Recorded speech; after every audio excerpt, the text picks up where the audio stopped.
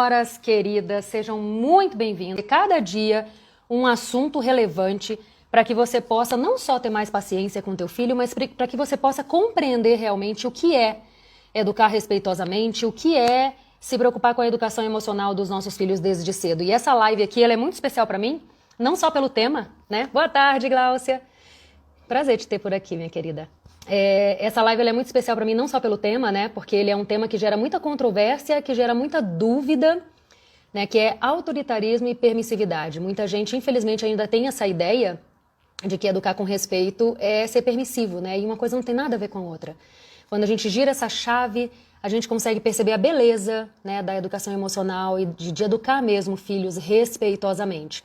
E um outro motivo que essa live é tão especial para mim é a pessoa que vai fazer esta live comigo, que é uma queridona, que eu adoro, não só como profissional, né, que eu tenho o prazer de interagir com ela aqui pelo Instagram e acompanhar o trabalho dela, que é incrível, mas também como pessoa, né, eu realmente sou super fã da Ariela Wanner, do Caminho do Meio. Olha só o nome do perfil dela, que tem tudo a ver com o tema desta live, né? Hoje nós vamos falar justamente o que é autoritarismo, o que é permissividade, né? Será que eu estou sendo autoritária? Será que eu estou sendo permissiva? Muitas vezes, acredite, tá? Sem perceber, sem querer, a gente acaba sendo permissiva ou, pior, autoritária. Eu não diria nem pior, né? Porque as duas coisas são muito ruins, as duas coisas são muito nocivas para os nossos filhos, para as nossas crianças, para os nossos adolescentes, e digo mais, não é só para eles não, tá? Para os adultos também. E na live de hoje a gente vai justamente saber como é que a gente encontra esse caminho do meio, né, minha gente? Como é que a gente encontra esse caminho do meio entre o autoritarismo e a permissividade, para a gente educar as nossas crianças com muito mais amor, muito mais respeito, de forma emocionalmente saudável. E a Ari já entrou por aqui, vamos chamar. Geralmente elas duram meia hora, às vezes elas duram mais, né, minha gente? O papo tá rendendo bem. A gente vai ficando, vai ficando. O áudio tá ruim? Eu acho que é meu fone. Deixa eu tirar aqui. Peraí. Veja se vocês me escutam melhor. Esse fone, ele tá dando um mau contato ali, eu acho que pode ser isso. Fica dando mau contato, né? Me diz se você tá me ouvindo melhor. Se vocês estão me ouvindo melhor, por favor. Glaucia, me dá um ok. Ah, melhorou, né? Eu vou gravar assim, então. Vou fazer assim, né? Eu prefiro com o fone, porque eu escuto melhor. E, teoricamente, era para vocês me escutarem melhor também, mas, enfim. Se não tá funcionando direitinho, deixa eu puxar mais para cá. Se não tá funcionando direitinho, a gente vai sem fone mesmo. Vamos que vamos. Eu já chamei a Ari e eu já aceitei a solicitação dela. Deixa eu só ver o que tá vendo aqui que ela não tá conseguindo entrar. Não estou com pressa. Aliás, eu estou fazendo a live uma hora mais cedo nessa semana, justamente para a gente poder ficar sem problema, sem transtorno. Chamei de novo, Ari. Ah, agora deu certo. Oi, oi! Deixa eu achar um filtro aqui para eu disfarçar meu cansaço. E aí, amada? Como é que tu tá? Tudo bem, cara. Tem alguma coisa querendo me pegar, minha filha. Hoje eu tô até bem quietinha, que eu falei, não vou perder a live, eu não posso, né? Eu tenho a semana inteira já marcada de live, não posso. Mas ontem terminou a live, né, que eu fiz ontem, a primeira live. Assim, eu senti fazendo assim, ó. Sabe, quando parece que até alguma coisa, eu tava só esperando eu terminar a live, e aí, cara, uma dor em tudo que é canto generalizado, dor nas pernas. A minha voz percebe que tá estranha, uma tosse. Ai, Eu me sinto quente por Bia. dentro, não tô com febre. Senhor Jesus. Aí eu tô Ah, mais quietinha desde ontem. Tu viu que eu nem apareci direito nos stories, né? Mas estou aqui. A prioridade é ela estar nessa live aqui. Jamais vou deixar de encontrar o caminho do meio entre autoritarismo e permissividade, minha gente. Mas e você, lindona, como tá? saudade de falar contigo, amada. Muita, muita saudade. Agora tá essa A gente, correria. a gente precisa marcar uma live para isso, né? Sinceramente, dona Ariela, é isso mesmo, né, minha filha? Deixa. Não vamos lavar nossa roupa suja aqui, não, por favor. Casamento das nossas agendas tá assim, ó, tá louco.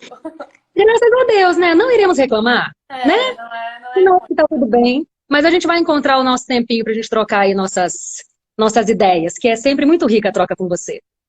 Sim, é verdade. Sempre muitas inspirações. Verdade. E aí, vamos falar então do caminho do meio, né? Esse caminho tão difícil de ser encontrado, mas depois que encontra, só vai, né? Depois que a gente consegue entender, se distanciar, né, dos nossos pilotos automáticos e trabalhar com uma mente mais ativa, né? Mais proposital, mais, como é que tu fala a palavra? Intencional. Intencional. Eu amo essa palavra por isso, né? A gente tem que ter intenção, realmente, consciência em tudo que a gente vai fazer na vida. É isso que faz a vida ficar diferente. Quando eu me deixo levar no piloto automático, cara, eu vou chegar num lugar, mas dificilmente vai ser onde eu gostaria de chegar. Então eu Exatamente. tenho que Vai ser deixando consciente. a maré levar o barquinho, né? E Ela aí, vai levar, é, mas para onde ela quer. Não para onde a gente gostaria de ir, né? E a nossa vida é preciosa demais, né, Ari? Para eu deixar a maré me levar, a maré levar a minha família, né? E aí daqui a 30 anos tu tá num lugar e tu pensa, por que que eu tô aqui? O que que eu tô fazendo aqui? Eu não queria estar aqui. Mas foram as não escolhas que tu fez no passado, né? A não intencionalidade que tu viveu no teu passado que te trouxe, né, né, no contexto que a gente vive, né? E o problema é isso, quando a gente não filosofa, quando a gente não pensa sobre o que a gente está fazendo e para que a gente está fazendo. Por que que eu estou educando meus filhos? Por que que eu estou explicando as coisas? Por que que eu estou me envolvendo? Por que que eu não deixo só eles se resolverem e que se danem? Qual que é o meu objetivo por trás? Quando eu tenho a clareza desse objetivo, então fica muito mais fácil eu buscar forças internas para seguir, né? Encontrando esse caminho do meio tão difícil. Que é o que eu tanto falo da nossa amada Vada, a visão além do alcance. E é isso mesmo, né? É muito fácil, vamos dizer assim, e dependendo da situação até cômodo, a gente se deixar levar hoje no piloto automático, né? Principalmente quando eles estão pequenininhos, dependendo da idade, tem certas coisas que é mais fácil a gente deixar para lá, né? Mas aí quando eu ativo a minha visão além do alcance, quando eu vejo justamente, peraí, mas né, onde eu vou chegar é consequência do que eu estou plantando hoje. Então, isso aqui vai me levar para onde eu quero? Eu preciso ter visão de alcance e saber o que eu quero mesmo lá na frente. Você sabe que essa questão que você comentou, né? Isso foi uma coisa que, desde a minha adolescência, me incomodava, né? Eu via tios mais velhos, pessoas bem mais velhas, né? Reclamando, assim, tipo, como é que eu vim parar aqui na minha vida? Sabe aquela coisa, nossa, eu tinha tanto potencial, eu podia ter feito tanta coisa lá atrás. Eu não tô falando nem só de vida em família, não, é de vida profissional também, né? E aí eu via muitas pessoas, eu sentia, mesmo nova, né? Eu lembro que eu já sentia esse tom de amargura, né? E eu lembro que eu falava assim, eu não quero uma vida assim. Eu não sabia nada, nem um décimo do que eu sei hoje, né? Mas eu só sabia que eu não queria uma vida assim. Então, eu sempre busquei mesmo essa questão de estou plantando o que eu quero colher lá na frente. E na relação com os meus filhos é primordial, porque, né, só abrindo um parênteses, eu silenciar uma criança de 1 ano, 2 anos até um bebê é fácil. Só que essa criança vai virar uma criança de 6 anos, 7 anos, que de repente já vai me aprontar. E aí eu não vou ter plantado o que eu quero na relação com essa criança. Ela vai virar um adolescente lá na frente, que vai me afrontar mesmo, dependendo do que eu estiver plantando com ele, né? A gente não vai ter conexão. Então, assim, eu sempre falo que o que a gente empurra com a barriga hoje não some. Né? A poeira que a gente joga para debaixo do tapete hoje, ela não some. Ela vai só acumulando e uma hora isso vai explodir. E vai espirrar em todo mundo. Não costuma ser muito bom o resultado. Então, sejamos mesmo, né, conscientes e intencionais em tudo que a gente faz. E aí eu vou deixar você falar para a gente entrar especificamente no assunto de hoje. Não, é quando tu falou ali que quando tu tinha, né, na adolescência ali, teus, sei lá, 16, 15, 16 anos, tu pensava, eu não quero viver assim. E olhando, eu aposto que todo mundo passou isso. Porque eu também passei, e quem tá nos escutando também. E o tio, esse tio, né, que a gente vê com a amargura reclamar da vida, ele também pensou isso quando ele estava na adolescência. Então, no que eu quero dizer com isso? A infância e a adolescência é um momento que a gente não se conforma, entende? A gente não quer pouco, a gente quer muito tal. E na vida adulta, como a gente vai entrando no mundo e vendo que o mundo é difícil, enfim, entrando nos dilemas, sonho, carreira profissional, propósito, enfim, entra nos dilemas da vida adulta, eu acho que as pessoas acabam entrando num conformismo, né? Numa zona de conforto desconfortável, mas assim, é seguro, é o que eu conheço. E então, assim, eu vou me esforçar ao mínimo e assim eu vou levando a vida. E nesse rolê, nessa mentalidade, vem também a educação dos filhos, né? Aí eu me recebo muito assim, o que que eu digo quando meu filho tá se jogando no chão e eu tenho que ir embora do mercado e ele não quer ir? O que que eu digo, né? Como se tivesse uma frase, uma resposta mágica que fizesse a criança levantar, enxugar as lágrimas e dizer, vamos lá então, né? Vou fazer o que a mamãe quer. As pessoas buscam atalhos que não são atalháveis, né? Porque ou tem duas opções, entrando no nosso assunto. No autoritarismo, ou eu adestro a criança a dançar a minha música, ou na permissividade, eu falo, filho, então tu é muito pequeno, vamos ficar aqui até amanhã de manhã, não precisa ir embora, vou ficar lá até... Vou esperar a criança desejar ir embora. E aí você permite coisas que a criança não tem condições de escolher, de pensar, de coordenar, enfim. E nesse rolê, são os atalhos, os caminhos mais fáceis. Tipo, eu não me incomodo, deixo a criança fazer o que quer e não compro a briga nenhuma. Ou então eu compro todas as brigas e eu adestro ela a fazer o que eu quero na hora que eu quero. Então, esses atalhos combinam muito com essa vida sem muito pensar. Quando a gente começa no a pensar... automático. Exatamente. E peraí, por que eu quero que meu filho entenda que chegou a hora de ir embora? Eu quero que depois, no futuro, parta dele. Eu quero que ele pense depois, né? Quando ele for maior. Ele pense assim, não, peraí, eu ainda tenho que fazer as tarefas da escola, eu tenho que ir tomar banho, eu tenho que jantar, então, poxa, eu não posso demorar mais muito. Eu quero que ele crie o bom senso de conseguir administrar o tempo dele no futuro. Hoje eu preciso co-administrar o tempo dele, né? Mas no futuro ele tem que fazer essa tarefa. Como que eu ensino ele a chegar nessa meta, né? Qual que é o caminho que eu vou trilhar para ele chegar até lá? Ou então tu vai ser o pai e a mãe que vai ter que ficar avisando uma criança, um adolescente de 15, 16 anos que tá na hora de ir embora para fazer as tarefas, que tá na hora de tomar banho, que tá na hora de... Poxa, é o que tu quer? Ficar em volta da criança tendo que coordenar a vida dela para sempre? Não é a proposta da educação não é a emancipação daquela criança para que ela viva a vida dela e a gente construa isso durante a infância e a adolescência. Então, é muito disso, sabe? Essa visão além do alcance que tu fala é você olhar para onde tu quer ir, mirar o teu barquinho e aí tu começar a nadar nessa direção, né? O que tu quer com o teu filho? E aí, tu falou duas coisas que eu gostaria de ressaltar, que são muito importantes. E eu espero que eu não esqueça a segunda enquanto eu estiver falando a primeira, o que talvez vai acontecer, mas tudo bem. Primeira coisa é o seguinte, muitas pessoas já despertaram para o problema do autoritarismo. Muitas pessoas já despertaram para isso, né? Puxa, o autoritarismo é nocivo. Só que muitas dessas pessoas que até despertaram para o autoritarismo que é nocivo, elas não percebem que a permissividade é igualmente nociva. Guria, eu me Então, assusto. o autoritarismo é ruim, sim, mas a permissividade também é tão ruim quanto para os nossos filhos, para as nossas crianças, para os nossos adolescentes. E como eu falei no início da live, não é só para criança e adolescente, não. Para adulto também, para todo mundo. Aí a importância de achar o caminho do meio. Mas antes que você comente, deixa eu falar da segunda coisa que eu não sei se eu lembro agora. Ah, tá. Lembrei. Que é justamente o que eu falei ainda há pouco, né, da questão de você empurrar com a barriga. Sair da zona de conforto, Ari, é doloroso. É ruim. Sabe? É ruim a gente ter que se questionar. É ruim a gente ter que ficar se perguntando, né? Eu falo muito do autoquestionamento, do tipo, por que eu sinto isso que eu sinto quando meu filho faz isso que ele faz? Ao invés de só olhar para o que meu filho está fazendo, que eu fico com raiva. Não. O que eu sinto? Primeira coisa, né? Ah, é raiva, é frustração, é o quê? Né? É como se eu estivesse sendo atacado. O que eu sinto? Questionamento. Depois, por que eu me sinto assim? É importante. A gente está se questionando. Agora, dá trabalho. Cara, viver uma vida consciente e intencional é lindo falar, mas dá trabalho para Dedéu.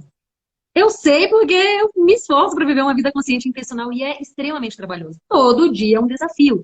Mas é incrível você sentir que você tá todo dia plantando uma sementinha, dando um passinho na direção do que tu quer alcançar.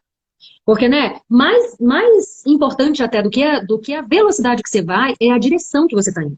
Não adianta nada eu dizer que eu quero ir para cá com a minha família e no meu dia a dia, no automático, eu tô indo para cá. Eu posso estar indo devagarinho, mas eu vou chegar aqui que é diferente daqui. E aí, o lance que você falou é que, assim, o trabalho, né, que eu falei que é trabalhoso, mas o trabalho que eu não quero ter hoje com meu filho, para desde pequenininho e construindo essa mentalidade nele, Gente, acredite, ele vai ser 10 vezes maior lá na frente, quando eu tiver que ensinar um adolescente, já adolescente, ou mesmo uma criança de 8, 9, 10 anos, o que eu deveria ter ensinado desde bebezinho. Um exemplo simples, tá? Aqui em casa nós temos uma regra. E eu tenho 4 filhos, nem todos aceitam essa regra, tá? Mas é uma regra da casa, né? Não é uma coisa de vai fazer porque eu tô mandando, é uma coisa, filho, é importante, né? O exemplo, que é, começou a andar, Ari, já começa a levar o prato pra pia. Cresceu mais um pouquinho, já começa a lavar o próprio prato, certo? Porque a responsabilidade de cuidar da manutenção da casa é de todos que moram na casa, né? E a gente não divide aqui tarefas por sexo, né? Feminino e masculino. Não, a gente divide tarefas pela habilidade de já fazer, habilidade mesmo. Meu filho de 13 anos já consegue fazer certas coisas que a minha filha de 3 não consegue, obviamente. Mas assim, dá trabalho eu lembrar, às vezes, né, que de vez em quando eles esquecem, né, do nosso combinado. E dá trabalho, tipo, depois do almoço de domingo, a gente olhar um pro outro e falar assim, vamos lá. Temos a mesa para limpar, temos a comida para lavar, porque não é só lavar o prato, né? A refeição, eu tô dando um exemplo da refeição, que é uma coisa que acontece, sei lá, tipo, 3 vezes por dia na casa, talvez, e que é trabalhoso, e que não adianta você só lavar o seu prato, porque tem a mesa para tirar. Tem, como eu tenho criança pequena, tem o chão para varrer. Tem a mesa para limpar, tem a comida para guardar. Então a gente fala com eles isso, né? Vamos lá, quem vai fazer cada coisa aqui? E claro que eu e o pai também temos nossa. Não deixa as crianças fazerem, a gente faz junto. Mas o ponto é, tá tudo bem. Tem dia que eles não querem fazer, não. Tem dia que é uma briga. Sabe? Tem filho que vira para mim, né? Tem criança que vira para mim e fala, mas eu sou empregada desta casa. Né? E aí você tem que sentar, tem que conversar, não adianta, tá, e eu sou empregada por acaso, enfim. Mas esse processo dá trabalho. Só que, se tu deixar para fazer isso, que eu poderia fazer o autoritarismo, vamos lá, usando os exemplos, eu poderia dizer, faz porque eu estou mandando, a dona da casa sou eu, enquanto você morar na minha casa, você faz porque eu estou mandando, ponto, acabou. Eu poderia falar assim, não ia gerar muita conexão com meus filhos. Né? E eles não iam entender também o verdadeiro propósito disso. Por quê? O que eu explico para eles... O risco é eles, depois do futuro, saírem de casa e não fazerem nada na casa deles próprios. Na casa eles deles. um conceito de colaboração. Exatamente. O que a gente fala é, gente, olha só. E uma coisa até que eu mostro para eles, né? Porque eu tive a época que eu fazia tudo sozinha ali. Não pensa que na minha casa foi sempre assim, né? Rolou todo um processo para a gente chegar onde nós estamos hoje. Mas uma coisa que eu mostro para eles, inclusive, é assim, ó, de verdade. A partir do momento que a gente começou a dividir mais as tarefas, vamos dizer assim, eu passei a ter mais tempo para sentar com eles depois do almoço de domingo e assistir um filme.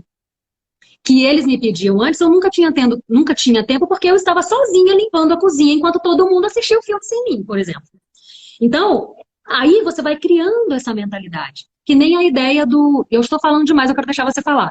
Mas eu ia falar da ideia do cinto de segurança, né? Por que tem que andar com o cinto de segurança? Não é porque vai levar multa do guarda. Né? É porque é perigoso para a sua segurança. Já foi comprovado que o cinto é seguro. Enfim, mas dá trabalho você usar esses argumentos. Dá trabalho você mostrar para a criança. E mais, esperar o processo dela compreender. Porque nem sempre ela vai compreender. O lance de lavar prato. Por que é mais confortável sair e deixar que alguém lave o prato? Mas não é o correto. Pelo menos eu não considero correto, gente. E eu não faço mais isso sozinha aqui em casa, entendeu? Mas eu faço junto. É uma questão de hábito, né? Porque daí o que acontece? Já tem de famílias que a mãe fala assim, ela se deu por conta que ela tem filhas grandes, e minha filha tem 8, tem 12, tinha 2 meninas, uma de 8 e uma de 12. Eu tenho 2 moças em casa, eu fico sozinha fazendo. Eu falei pra elas, Ari, falei, a partir de hoje eu não tiro mais nada na mesa, vocês tomam café da manhã, porque se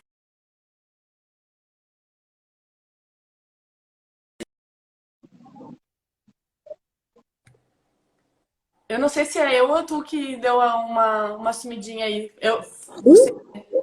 Talvez tenha sido eu, mas eu ouvi tudo que você falou. Ah, tá. Tu parou com brusco. Tá ótimo. É brusco. Mas assim, é do dia pra noite, as crianças agora são grandes, agora elas têm que ter consciência, mas o hábito que tu criou com elas durante 8 anos, durante 12 anos, o hábito foi diferente. Então agora tu tem que refazer o hábito e tu tem que ter paciência e as tuas expectativas têm que estar alinhadas, que tu vai ter que repetir isso que nem tu ensinou a escovar o dente. Tu falou uma vez, vai escovar o dente e todas as noites eles sabem.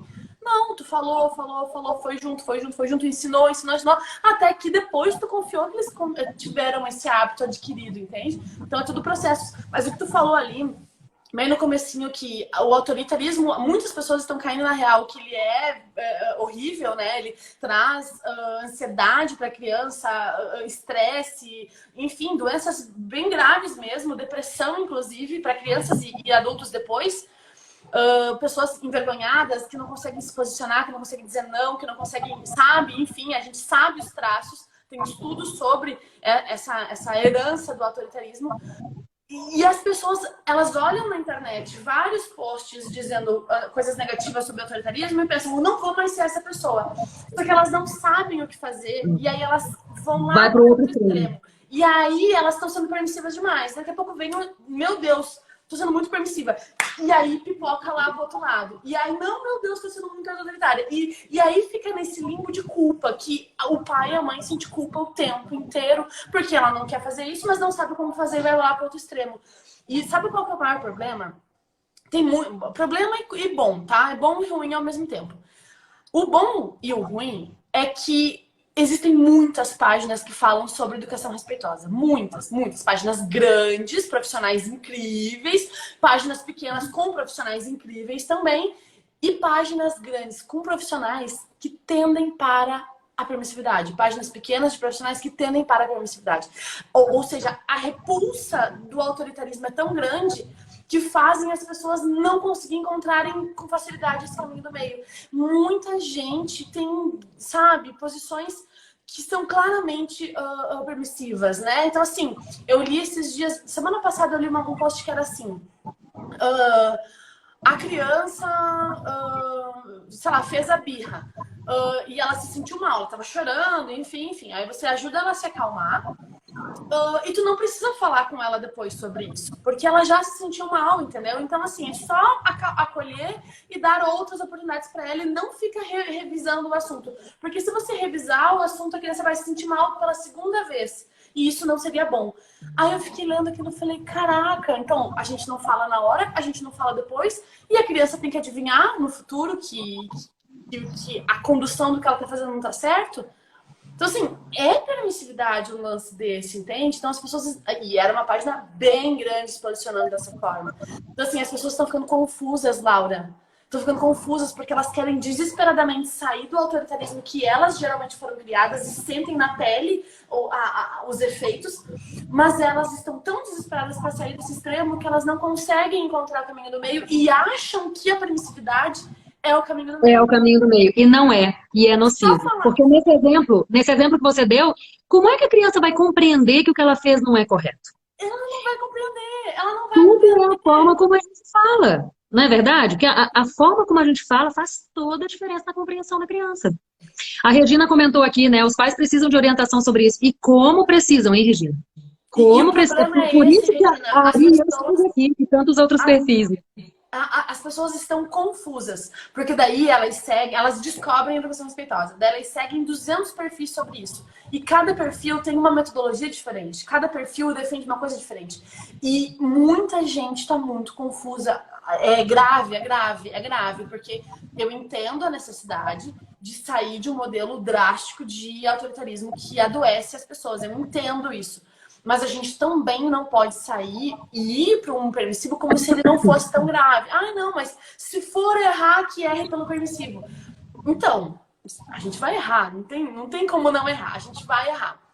Mas quando a gente errar, seja para um lado ou para o outro, que a gente tenha consciência do nosso erro para que a gente possa, na próxima vez, tentar não errar, né? Tentar entrar no caminho do meio ali, no equilíbrio disso tudo, que é uma educação participativa. Então, eu vou citar um exemplo. Nas bibliografias, quando você lê um livro sobre parentalidade, geralmente eles apontam 4 modelos parentais. O autoritário, que vocês já conhecem, que é o faça e acabou, e não tem discussão, e se não fizer, eu vou jogar todos os brinquedos fora, guarda esses brinquedos agora, senão vai sofrer as consequências. Às vezes, inclusive, físicas. Tem um negligente que não quer guardar, não guarda, deixa tudo retirado. Se quebrar, quebrou, só não vem me incomodar. Ou seja, ele não tá preocupado em realmente proteger os brinquedos. Ele tá preocupado em não se incomodar. De uma forma bem pouco afetiva. E tem o permissivo que é, meu filho não consegue guardar os brinquedos, tá bom, mamãe guarda, você é muito pequenininho, um dia você vai entender, né? Como se só a idade trouxesse conhecimento. Só a idade, é só ele crescer. Ele tem só 6 anos, ele tem só 8 anos, ele tem só 12 anos, mas ele tem 15, ele é um menino ainda, né? Então, é sempre muito pequeno. O menininho tem 23 anos, né, fazendo merda, mas ele é só um menino, né? Então, a criança é sempre pequena, o adolescente, o adulto é sempre pequeno aos olhos do pai, sempre frágil, sempre que não consegue se responsabilizar pelos seus atos. Então, aí é o modelo permissivo. E aí o quarto modelo que a gente defende, Laura, é o participativo. Eu estou ativa com você. Aí é trabalhoso, porque gera um trabalho gigante em mim de te ensinar a andar com as próprias pernas. Aí é o rolê, né? É esse o caminho do meio que a gente deseja. Que não seja nenhum desses outros 3 pontos, né?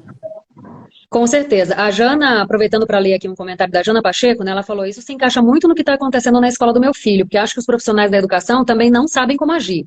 Lá estão pondo as crianças de castigo na hora do recreio. Aí a gente, quando a gente está aqui, né, Ari, a gente trabalha com as famílias, claro, visando as crianças.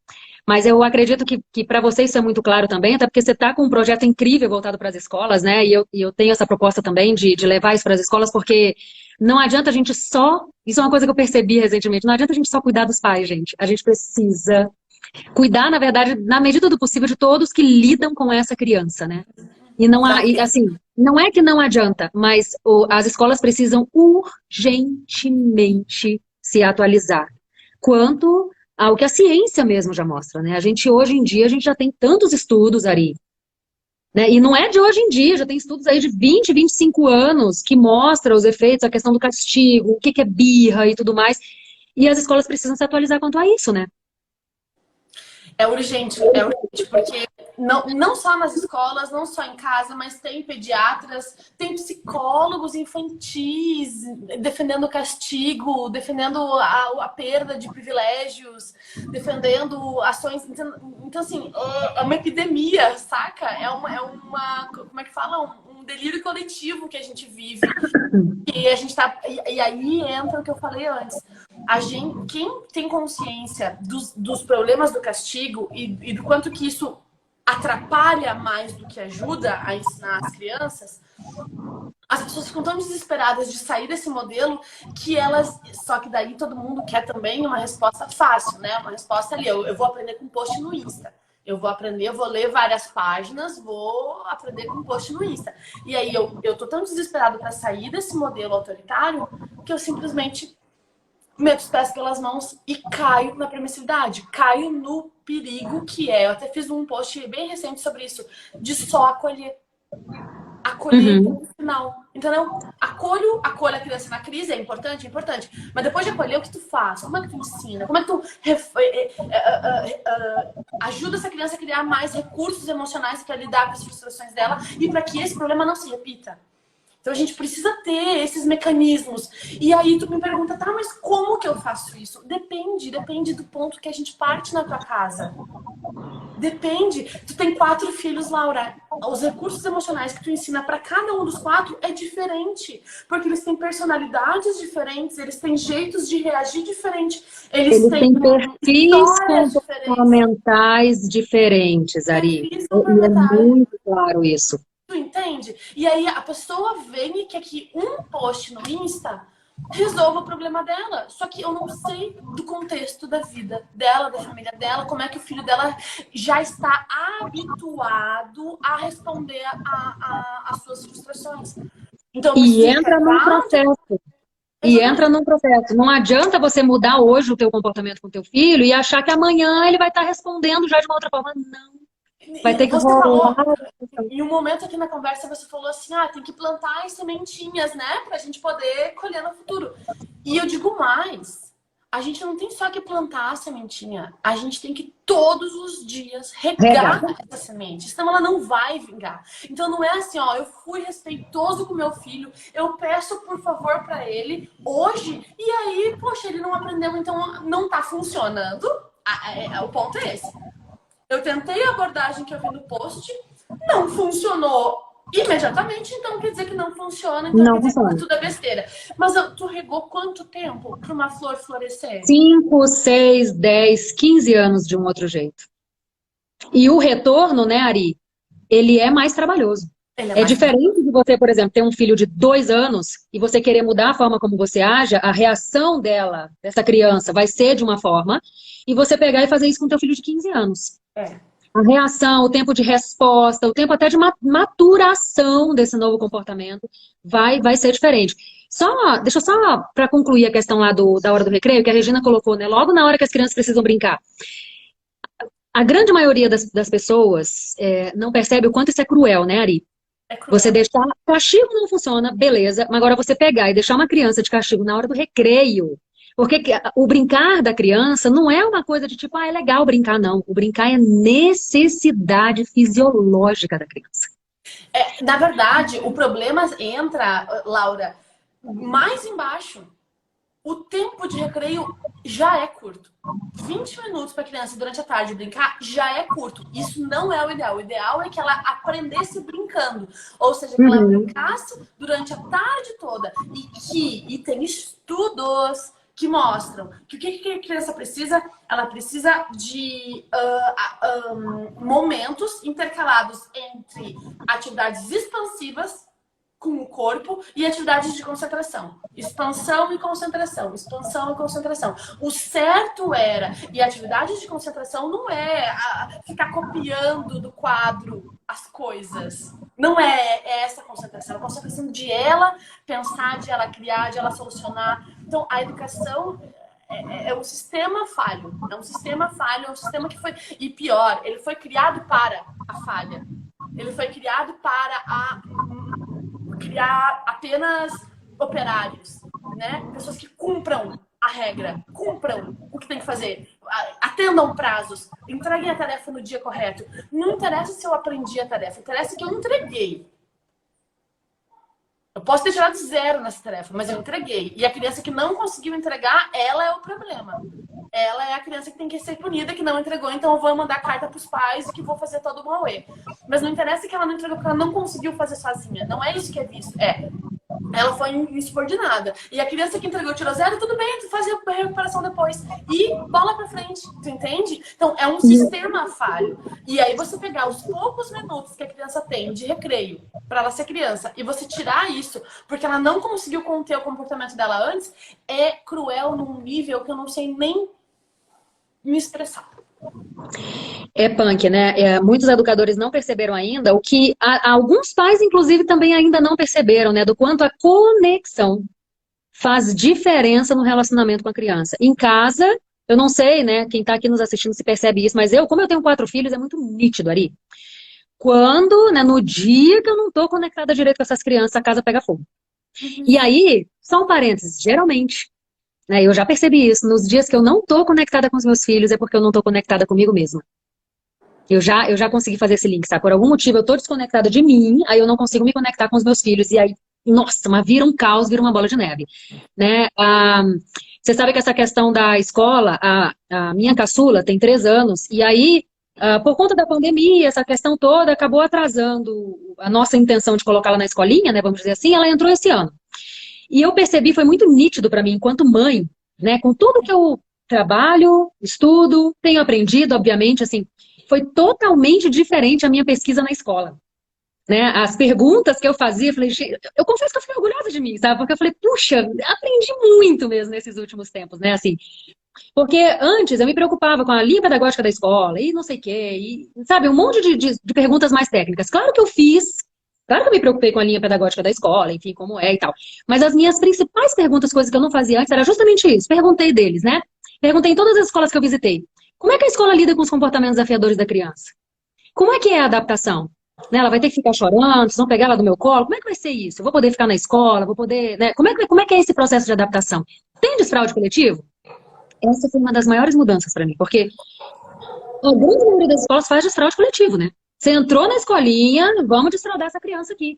E eu entendo que, infelizmente, né, a gente não tem, a grande maioria das famílias, talvez, não tem esse poder de escolha, né? Porque eu consegui escolher a escola que eu ia colocar a minha filha, numa escola que eu percebi isso, né? Que estava alinhada com o que eu queria da minha filha. E aí eu só queria comentar uma coisa incrível, assim. Minha filha está desfraudando já, mas ela está guiando o processo, né? Já está indo sem fralda para a escola, enfim, não é desfraude coletivo na escola. Mas uma coisa que eu achei linda, que aconteceu num dos primeiros dias, assim, ainda de adaptação, ela estava mais ou menos ali há uns 10 dias, uma semana, 10 dias de adaptação. E até então, eu levava ela até a sala. Né? Você chega na escola, ela estuda no segundo andar, eu entrava com ela, subia a escada e deixava ela na frente da porta da sala, né, dela. Só que esse geralmente não é o pai e a mãe que leva lá dentro. Pode levar? Pode, mas habitualmente tem lá uma equipe para levar essa criança, né, para a sala, seja no primeiro andar ou no segundo andar. E como ela já estava com mais ou menos ali uma semana, 10 dias de adaptação, um dos tios que fica lá na frente, quando eu cheguei, virou para ela e falou assim: "E aí, Luísa, vamos com o tio hoje para a sala?" Aí ela falou: "Não, eu não quero ir com você, eu quero ir com a minha mãe." Aí isso que eu achei incrível. Ele não fez biquinho. Ele não fez, mas o tio vai ficar triste assim. Ele não fez nada disso. Que isso é uma chantagem emocional. Eu me arrepio, porque eu achei a coisa mais linda. Eu comentei isso na escola. Eu falei, cara, que incrível isso. Ele só virou pra ela e falou: "Então tudo bem, pode ir com a mamãe." Aí eu até brinquei com ele. Falei: "Tio, ainda não, calma, vamos por partes." Brinquei com ele, né? E subi e levei ela pra sala.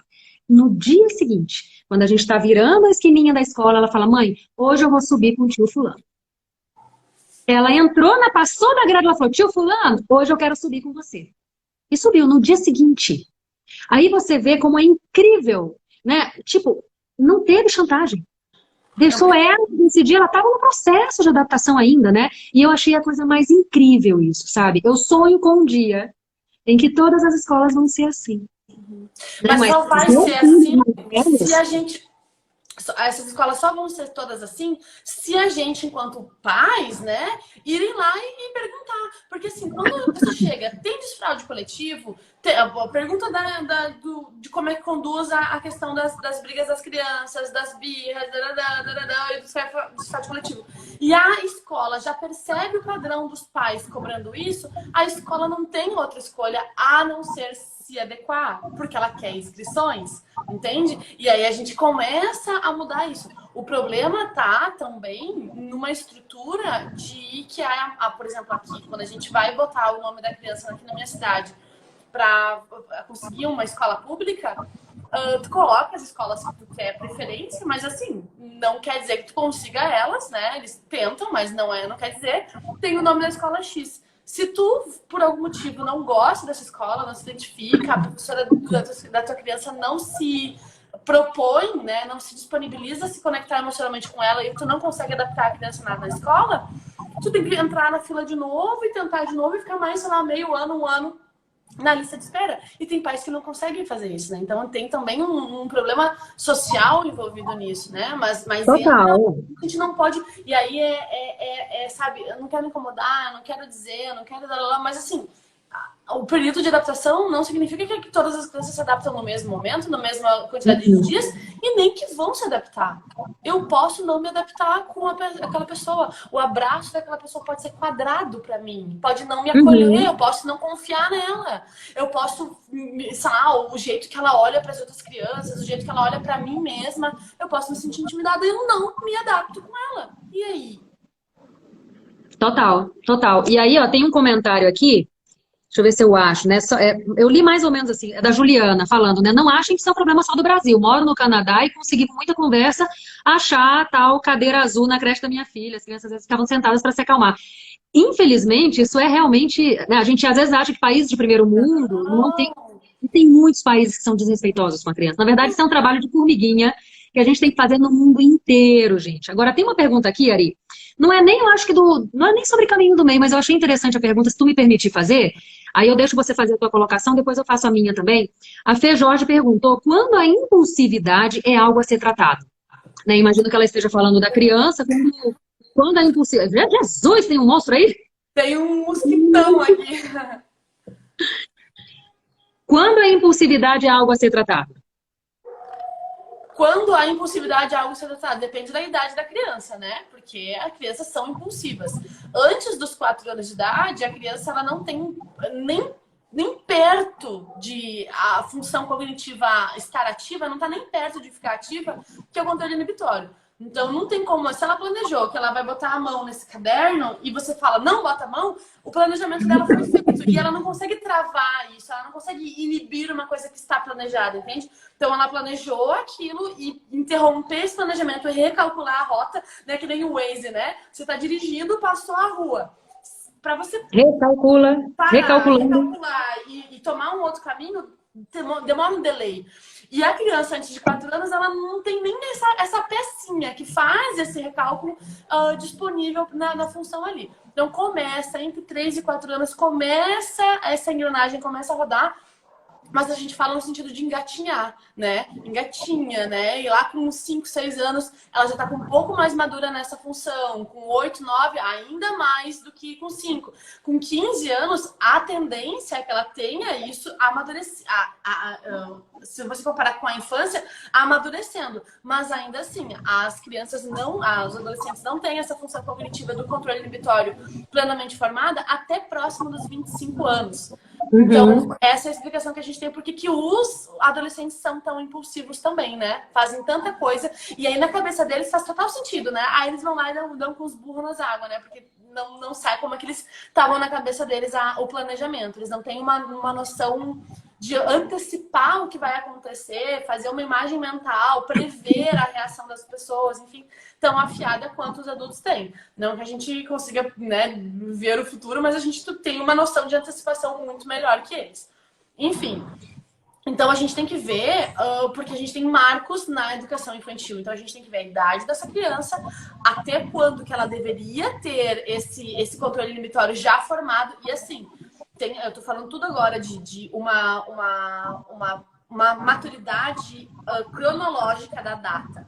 Mas também tem que ter uma maturidade no sentido emocional de saber o que fazer. Porque, olha só, eu ensinei... Só te fazendo um parênteses, ela falou que trabalha numa escola com crianças de 4, 5 e 6 anos. Então, imagino que a pergunta tenha sido nesse foco, né? E alguns alunos estão se colocando em risco. Olha só. Eu falei essa frase esses dias numa aula que eu dei pro grupo lá no meu grupo de estudos. Falei assim, gente, vocês estão entendendo que a maturidade cerebral é só a parte que começa a engatinhar com 4, 5, 6 anos e assim vai indo, né? Então, se a criança não consegue interromper a sua função, por exemplo, o dedo na tomada, né? Eu ia botar o dedo na tomada, disse que não, e a criança continuou indo no dedo. Ela até me olhou, ela viu que eu falei que não, mas o dedo dela continuou indo até a tomada, por exemplo, tá? A gente sabe que o controle inibitório dela não tá pronto e ela não consegue travar o movimento. O braço dela vai agir mesmo que ela esteja olhando pra você. E às vezes ela dá aquela risada porque ela quer aliviar a tensão, mas não é porque ela tá te desafiando.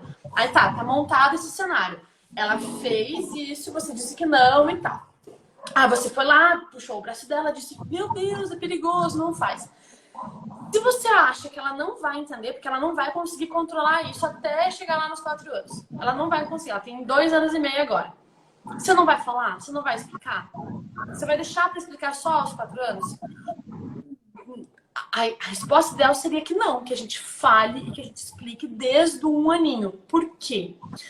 Porque ela vai guardando dentro da cabecinha dela repertório. A memória também é uma coisa que vai amadurecendo, tá? Então, mas a gente vai nutrindo essa memória, vai dando peças para esse quebra-cabeça. Para quê? Para que quando ela tenha a habilidade de usar essa ferramenta mental que ela tenha repertório de como usar essa ferramenta. Entendeu? A gente faz o match. Porque se a gente não ensina antes, ela não vai entender, ela tem 2 anos, ela não vai entender, só arranca o braço, tira o braço dela dali e leva ela pra lá. Ela não vai entender, ela vai entender, ela não vai conseguir agir conforme tu tá falando, mas ela vai entendendo. E é esse você vai tentando falar 1 milhão de vezes, que vai fazer com que ela tenha 4 anos, ela consiga travar a mão dela, não leva a mão dela até o final, ela consiga fazer, porque ela vai resgatar na cabeça dela. Opa, eu sei que isso é perigoso. Então ela dá match nas 2 coisas. Então eu fiz a seguinte analogia, olha que incrível. Eu falei assim, é como se a criança aos 4 anos, 5, 6, né, começasse a ter na cabecinha dela uma cozinha industrial. Sabe aquelas fritadeiras maravilhosas, aquelas chapas para fazer aqueles fornos incríveis, com a temperatura perfeita para fazer comida. Só que ela chega nessa cozinha e ela não sabe cozinhar. Ela não sabe fritar um ovo. Então, o que a gente faz? A gente ensina ela, mesmo não tendo a cozinha industrial, a gente ensina ela, né, com o fogareirinho ali que a gente tem em casa, a gente ensina, dá repertório para ela, para que quando a mente dela começar a responder cognitivamente aos passos que ela tem que dar, ela saiba o que está fazendo. Vocês entendem como é complexo, mas é uma coisa que tem que andar junto. Porque não basta a criança ter a cozinha industrial na cabeça dela se ela não sabe usar essa cozinha industrial. Então não basta esperar ela amadurecer. Respondendo a pergunta da moça ali. Não basta esperar ela ter 4, 5, 6 anos para que ela consiga travar o movimento. É preciso ensinar ela a dizer, não, isso é perigoso. Olhar o que é perigoso, olhar o que é seguro. E eu ensino também, na minha mentoria tem uma aula todinha sobre assim... Para uma criança entender os seus limites, ela precisa primeiro entender seus espaços. Ela só vai conseguir entender o limite que ela pode ir se ela conseguir compreender antes qual que é o espaço que ela pode explorar. E aí é por aí que a gente começa. Por aí que a gente começa, explicando e ensinando para essa criança, dando repertório para ela de até onde ela pode ir, de todas as possibilidades que ela pode fazer e qual que é o limite. Opa, a partir daí já não é legal, a partir daí já não é, né, seguro para mim. Fantástico, Ari. E aí, me permita só complementar, se é que eu consigo, dessa explicação maravilhosa que você deu, né? Mas assim, trazendo para a visão de análise comportamental, a gente tem perfis comportamentais diferentes. As crianças, elas já nascem com um perfil comportamental delas também. E isso é uma coisa que, assim, por falta de conhecimento dos pais, muitas vezes eles não conseguem respeitar a essência da criança nisso, né? Uma criança, por exemplo, eu sou analista de perfil comportamental e faço esse trabalho também voltado para a criança, para o pai compreender, né, o perfil da criança e assim conseguir nutrir nessa criança o que ela precisa. Por exemplo, uma criança com uma dominância alta, ela tende... Mesmo pequenininha, claro que a gente tem os marcos, como você falou, né? Isso a gente observa também quando faz a análise. Mas mesmo pequenininha, ela já demonstra, né, certos comportamentos dos padrões de comportamento. Então, uma criança com a dominância alta, ela tende mesmo a ser mais impulsiva do que uma criança com outro perfil comportamental. Como eu tenho 4 filhos, eu tenho literalmente um laboratório em casa todos os dias. E assim, eu não vou citar nomes das minhas crianças, mas só para você ter uma ideia. Eu tenho uma criança que ela é bem mais nova do que outra. Estou falando aqui de 2 crianças. Essa bem mais nova, ela é muito mais prudente do que essa que já é mais velha. Que, teoricamente, já deveria até ter mais prudência, por exemplo, para atravessar a rua. Essa mais velha, que eu percebo claramente padrões da dominância e de outros perfis comportamentais também, ela é aquela criança que, sério, se tu não tiver de mão dada com ela, ela não tem noção, ela sai correndo na frente do carro. Ela para na frente dos carros na rua, por mais que você fale, né? E aí, essa outra minha mais nova, por exemplo, essa outra criança, ela não sai do elevador na garagem sem me dar a mão. A mais nova, deixa eu só falar para vocês entenderem, é a Lulu, é a pequenininha, de 3 anos. Que, teoricamente, pela idade, ela seria muito mais impulsiva nisso. Não é? Seria muito mais fácil você compreender uma criança de 3 anos sair correndo do elevador para ir pro carro, por exemplo. Ela não sai do elevador. Desde pequenininha, com 2 anos, ela já fazia isso, entende? E aí, por que é importante a gente ter esse conhecimento? Porque se eu não percebo, se eu não tenho esse conhecimento, pelo menos mínimo, de que nós, todos seres humanos, temos perfis comportamentais diferentes, nós temos cada um de nós, a gente tem a nossa própria essência. E você sabe tão bem quanto eu que algo primordial para a gente criar filhos emocionalmente saudáveis, independentemente da idade que eles tenham, é respeitar essa essência do nosso filho. Se eu não abro os meus olhos, por exemplo, para essa diferença do perfil comportamental, eu comparo uma criança com a outra. Eu falo, pô, tu tá de brincadeira comigo, né, criança maior? A tua irmã desse tamanhozinho aqui já aprendeu que não pode atravessar, não pode sair correndo na frente do carro, não pode atravessar a rua sem dar mão dada. E tu dessa idade não aprendeu ainda? Mas a menor, eu já percebo, mesmo pequenininha, já percebo padrões comportamentais de outro perfil que não é a dominância, ela tende a ser mais prudente. E a gente já percebe isso mesmo com ela pequenininha. Percebe como é incrível? Já essa minha criança maior, que tem ainda a imprudência, ela tem o perfil comportamental que a prudência, vamos dizer assim, não é uma habilidade natural dela. Ela tem que Mas, ser mais desenvolvida. exato, entende? Aí, quando a gente não sabe disso, a gente trata como defeito. Não é defeito. É só uma habilidade que não é natural dela. Então, eu sei que eu preciso nutrir, eu preciso ser mais consciente e intencional no meu dia a dia para nutrir essa habilidade na minha criança. Coisa que na Lulu, que é a menor, já é natural dela. E aí tu vai ter que ter consciência para nutrir outras habilidades que não são naturais dela. Com certeza, com certeza. Esses dias aconteceu uma coisa, só que a gente está falando de perfil comportamental, e eu fiquei, assim, impressionada. Uma das minhas crianças, que vocês vão perceber que é uma das maiores, mas eu não vou dizer quem acho que foi ontem ou anteontem, né? Eu cheguei, fui pegar as outras crianças na escola, cheguei e essa criança falou assim, nossa, mãe, eu tô morrendo de fome. Essa criança ia pra natação. Falou, poxa, eu tô morrendo de fome, não consigo comer antes de ir pra natação. E não dava mais tempo, né? Na hora que eu cheguei, eu falei, poxa, mas sobrou comida do almoço, por que você não comeu? Porque eu não queria comer comida antes da natação, eu queria comer um lanche, tipo um pão, alguma coisa. E a gente mora na esquina de uma padaria. E essa criança já foi várias vezes na padaria pra mim. Porque na esquina, literalmente, atravessar a faixa de pedestre é uma padaria maravilhosa. Nem é bom morar tão perto de padaria assim.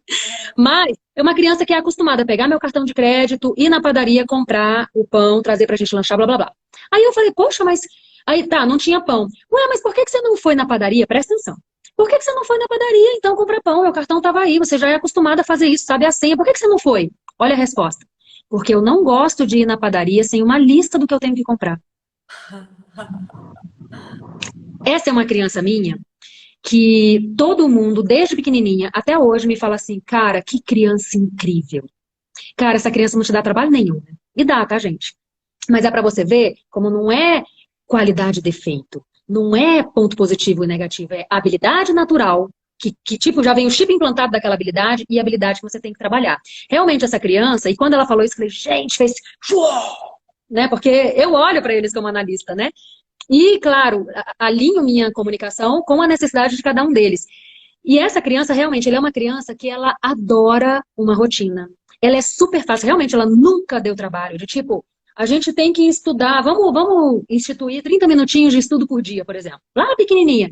Ela faz. Entendeu? Gosta de chegar em casa e ir direto pro banho antes do jantar. Ela faz. E ela gosta. Essa criança se sente bem fazendo isso. É uma habilidade, né? A rotina, o planejamento. Agora, quando muda isso aqui, Ari, não sei se você está conseguindo enxergar. Isso aqui assim, ó, bem pequenininho da rotina, essa criança trava. É uma habilidade que eu tenho que trabalhar nela, porque a gente precisa ser flexível. Mas não é um defeito. Se eu não tenho o conhecimento, se eu não tivesse o conhecimento que eu tenho de perfil comportamental, eu ia tratar isso como um defeito dessa criança, e não é. Ela tem habilidades incríveis. Mas essa questão da flexibilização, do sair do roteiro que ela quer, é algo que precisa ser trabalhado, precisa ser nutrido. E não é um defeito. Então, quando a gente abre a nossa mente para isso, nossa, eu literalmente tiro a minha criança de todas as caixinhas que eu poderia colocá-la, que eu sei que ela é um ser único.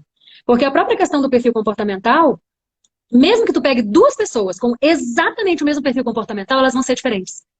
Porque tu tem a história de vida, tu tem os valores diferentes, tu tem um mundo de coisa diferente. Então, elas têm a intensidade do perfil. Uma pessoa, por exemplo, que tem a dominância alta, se a dominância dela está em 68 ou está em 90, é totalmente diferente a forma como essa pessoa vai agir. Seja criança ou seja adulta. Então, só complementando que isso acontece também. E quando a gente amplia isso é um trabalho que é importante não só para os pais, mas para os professores também. Porque uma criança que costuma falar muito em sala de aula, provavelmente ela tem a influência alta. Aí, isso é uma habilidade incrível, Ari. A pessoa saber se comunicar, a pessoa gostar de se comunicar, né? E falar o que pensa. Aí, por falta de conhecimento, o que a gente faz? A gente martela essa criança, porque ela atrapalha a aula. Se ela não sabe lidar com essa habilidade dela de comunicação, ela atrapalha a aula. Mas percebe, o problema não é a habilidade, é a falta de recurso emocional, de conhecimento, tanto dela quanto da gente, de administrar tudo isso. Então, é um conhecimento importante também. Acabei falando demais, a gente já passou bastante do tempo, mas tá maravilhosa essa live, mas a gente precisa encerrar. Mas amor, é incrível, é incrível. É bem isso. É olhar para o ser único que ela é e ver quais são as potencialidades naturais dela e quais são as que a gente precisa ajudar ela a ampliar, né, aquilo e se responsabilizar disso. Não responsabilizar a criança, né? Porque ela não deveria saber tudo. Ela tem Não. direito de ser imatura, ela tem direito de tentar, de fazer o melhor que ela pode. E aí, se ela não está conseguindo corresponder em alguma área, a gente tem que olhar essa área e tratar ela né, de uma forma única, não botando ela no mesmo balaio e que nem você falou, martelando para que todo mundo fique igual, que é o que a escola faz. Martela para que todo mundo fique igual. Puxa quem está lá embaixo, martela quem está em cima para deixar todo mundo médio. E, na verdade, a gente quer pessoas incríveis nas suas determinadas competências, entendeu? A gente não precisa de um monte de gente nota 7. A gente precisa de um monte de gente que seja nota 10 em algumas matérias, nota 6 em outras, notas 25 em outras. A sociedade é plural, entende? Total. E se você for parar para ver, as pessoas mais bem-sucedidas, né, em qualquer área que você queira da vida, e quando eu falo em bem-sucedida, não estou falando só da questão financeira, porque o sucesso vai muito além do financeiro, né? Você pode ver que é porque ela descobriu que ela é muito boa. E ela faz isso. Entende? Uma pessoa que se comunica muito bem e ela trabalha em alguma coisa relacionada à comunicação. Uma pessoa que lidera muito bem e ela trabalha em alguma coisa relacionada à liderança. Então, o que acontece normalmente? Olha só, eu sou muito boa em história, em português e em redação. E sou péssima em matemática. Você acha que eu vou estudar mais pra quê? Eu vou ficar quebrando minha cabeça pra tentar tirar um 7. em matemática, porque você precisa melhorar sua nota. Exatamente, eu não vou. Quando eu era criança, eu desenhava bem, Laura. Eu desenhava super bem. Só que. Então ganha da infância, esse é teu talento? Mas Olha que incrível! eu não lapidei ele. Eu não dei bola pra ele. Porque não era um recurso importante que eu precisava. Eu precisava aprender matemática. Eu precisava fazer Kumon, que era uma coisa que, meu Deus do céu. Eu precisava fazer não sei o quê. Eu precisava.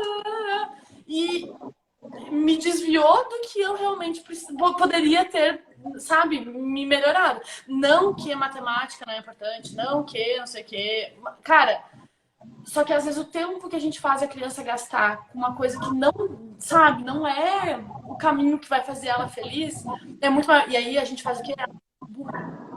Porque cada Faz vez... o quê? Desculpa que cortou. Quando a gente força ela a ser boa no que ela não é, no sentido de matemática, enfim, eu me sentia burra. Porque eu não conseguia fazer os bloquinhos no tempo certo. Eu não conseguia entregar. A minha irmã, de, sei lá, 5 anos mais nova que eu, fazia bem mais rápido do que eu o bloquinho. E aí eu era o quê? A autoestima ficava lá no meu pé. Entende? Então, assim, é problemático encaixar as crianças como se fossem todas iguais, como se todas elas precisassem ser iguais, tirando essa questão. Mas, obviamente, que não posso esquecer que se eu tenho dificuldade de matemática, eu preciso saber o mínimo de matemática, né? Dificuldade de flexibilidade, de mudar os planos, eu tenho que, pelo menos, o mínimo dessa habilidade desenvolver dentro de mim. É o caminho do meio. Não é nem se conformar que eu não sou boa nisso, foda-se. E não é nem eu preciso ser boa nisso. É o caminho do meio, justamente. Pronto, essa era a última pergunta que eu ia te fazer, só pra gente encerrar mesmo com chave de diamante, não é nem de ouro. Beleza, como é que eu encontro, então, o caminho do meio entre autoritarismo e permissividade? Eu acho que uma vez, não sei se foi a gente conversando, o que foi, mas era algum exemplo, eu não vou lembrar agora, Ari, eu não sei se tu vai lembrar com o que eu tô falando também, mas era algum exemplo mesmo, assim, né? Tipo, o caminho do meio em determinada situação ao invés de eu dizer faz porque eu tô mandando, então não faz se tu não quer, peraí.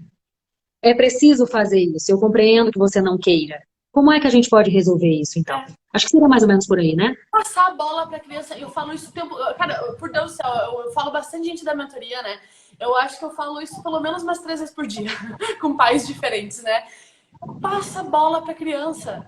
Filho, a gente tem um problema. A gente precisa tomar banho antes da janta e tu não tá afim de tomar banho agora. Como que a gente vai fazer? Olha aqui, ó. Vamos desenhar aqui um relógio, a gente tá aqui, a janta vai ser esse horário. Tu não quer fazer agora. Me resolva essa equação, meu amor. Me ajuda. Qual é a resposta? Como que tu vai fazer um banho? Como é que a gente vai fazer um banho? Será que vai ser mais rápido, mais curto, mais divertido? Eu vou primeiro, tu vai primeiro, a gente vai junto. Como que a gente vai resolver esse problema? Porque a gente tem essa meta, que é tomar banho antes da janta. E agora? Passa a bola para a criança e dá a voz para ela. Ela vai ter uma boa ideia. Ela vai entender que ela tem voz dentro da casa. E que ela vai sim tomar banho, mas que isso também vai partir dela. Não é só você que tá mandando. Total. E aí... É o caminho do meio, sabe? Não Sim. permitir Não, e ela vai se empoderar. não permitir que Vai ela decidir fique o que banho antes da janta, já que é isso que é importante para casa, né? Pro fluxo da casa toda. Não permitir isso, não ser permissivo, mas também não fazer ela tomar banho a xingão, né? A grito. Não, peraí, vamos lá. Então, resolve isso comigo. E esse diálogo, como você falou no começo, dá trabalho, demora, só que é o que a gente está fazendo, a gente está plantando e regando para que daqui a alguns meses, daqui a alguns anos, a criança já tenha óbvio para ela. Não posso tomar banho, já tá antes de tomar banho, porque, cara, que nem quando eu deito na cama, sem ter escovado o dente, parece que eu tô fazendo uma coisa errada. Sabe quando você sai pelado na rua? Sabe? O bafinho da escova de dente, da menta ali, da pasta de dente, faz parte da rotina de dormir. Então, é um hábito que fica fácil. Mas para a criança ter esse hábito, a gente precisa ter consistência, tem que ter constância, tem que acompanhar esse hábito ser criado. E fazer ela pensar junto contigo, ao invés de só cumprir o que eu tô falando. Uhum. Não, e total, aproveitando essa dica incrível que você deu para a criança, vou falar aqui, minha gente, permita-me dizer que isso funciona para marido também, tá? Eu não sei se tu recebe muito essas perguntas, assim, né? Tipo, falta de apoio, falta de divisão de tarefas, né? Sobrecarga, e às vezes não é chamada de sobrecarga, mas eu tô falando aqui para explicar melhor. E assim, lá nos primórdios, sem querer, eu usava essa técnica com o marido, assim, de tipo, me sentia sozinha fazendo um monte de coisa. Ao invés de eu reclamar, porque, pô, vem me ajudar aqui, você não me ajuda, não sei o que, como eu fazia, né, antes, eu virava pro marido e falava assim, olha só, marido, tem que ver a agenda da escola, tem que fazer isso, tem que fazer aquilo, aquilo outro. O que você vai fazer? E o que fica comigo? Né? Aí, em qualquer problema que eu tenha também, não só na divisão de tarefas, mas até coisas que eu quero resolver dentro de casa, né? Tipo, meu marido faz tudo aqui em casa, né? De serviço e tudo mais. Quando eu levo um problema, aí peraí que a gente vai resolver. É diferente, né? Agora, adendo. Aponta o dedo e diz, Um problema. ele fica na defensiva, cara, mostrar que você ele faz. não consertou esse quadro aqui ainda que caiu, não sei o que, puxa, ó, faz tempo que o quadro caiu, né? O que tá precisando para resolver? Como é que a gente pode resolver isso? Quando que a gente pode fazer? Né? A forma como você fala, isso claro que serve para criança, mas serve para adulto também, minha gente. Porque a forma como a gente fala faz toda a diferença. Agora, aí, de novo, Ari, entra a importância do perfil comportamental. Porque se você fala com uma pessoa, por exemplo, que tem a conformidade alta, vou fazer um perfil, uma live ainda só explicando o que é isso, né? Porque eu falo os termos e as pessoas não compreendem. Você já me puxou essa orelha, né? Dessa forma uma vez. Ih, travou.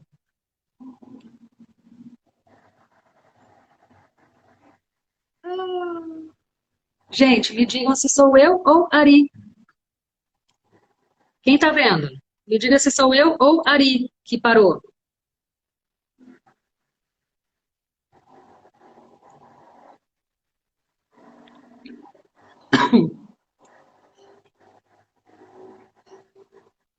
Foi a Ari, né? Ai, ela caiu. Vamos ver se ela volta? Mas eu vou só concluir. Beleza, gente, obrigada. Tem um delay, né, do que vocês respondem pro que eu recebo aqui, então por isso que demora um pouquinho. Mas só para concluir o que eu estava falando, tomara que a Ari, tomara que a Ari consiga voltar. Deixa eu até ver se eu mando mensagem rapidinho, gente. Segura aí que eu vou concluir o que eu estava falando. Deixa eu só pedir para ela voltar. Ver se ela volta só pra gente terminar, né? Tá tão maravilhoso isso aqui. Mas olha só terminando essa questão que eu tava falando do perfil comportamental, se você percebe, por exemplo, que o meu marido, ele tem a dominância alta no perfil adaptado. Então, eu sei que se eu levo um problema para ele, ele vai querer resolver. Porque isso é do perfil dele, entende? Se você faz essa mesma tática, vamos dizer assim, com alguém que tem a conformidade alta, não vai surtir o mesmo efeito. Porque na conformidade a gente vai precisar de dados, beleza, o que a gente precisa para resolver isso aqui? Vai precisar fazer uns cálculos e tudo mais. Então, a questão do perfil comportamental, gente, é importantíssimo da gente saber até para isso. A gente consegue ajustar a nossa comunicação melhor, para a gente se conectar melhor com os nossos filhos e, obviamente, perceber neles, né, a real essência dos nossos filhos, gente. Respeitar isso, não tratar as habilidades naturais deles como uma qualidade e o restante defeito. Não. Tem coisas que são habilidades naturais e tem coisas que são habilidades que precisam ser nutridas por nós. Quando a gente tem esse conhecimento, a gente consegue fazer isso de forma mais consciente e intencional, como eu falei com a Ari. A Ari entrou aqui de novo, só pra gente dar um tchau. Deixa eu ver se ela... Calma aí. Opa! Voltou! Oi, oi. Ai, caí. Ai, eu não ia aceitar não dar esse tchau pra você, pelo amor de Deus. Minha filha, que eu falei, não, volta. Sorte que fui eu. Se fosse você, a gente não ia nem ter a gravação. Agora fica a gravação, pelo menos. Verdade, ainda bem, né? Dos males o menor, então. Então, Ari, sempre maravilhoso. Olha, a gente ficou, cara, eu vou te falar que a gente ficou mais de 1 hora nessa live, eu não estou acreditando. Eu Nem gosto, vi passar. eu também não vi passar, e assim, não me arrependo não, porque foi maravilhosa e incrível. Obrigada pelo convite, amor. Até a próxima, gente. Obrigadão. Até a próxima. Tamo juntas sempre, Ari. Continue fazendo o trabalho incrível que você faz aí, você sabe que eu sou super fã de você. Eu também, sou tua fã, amor. Um beijão. Um beijo, fica com Deus. Tchau, tchau. Tchau.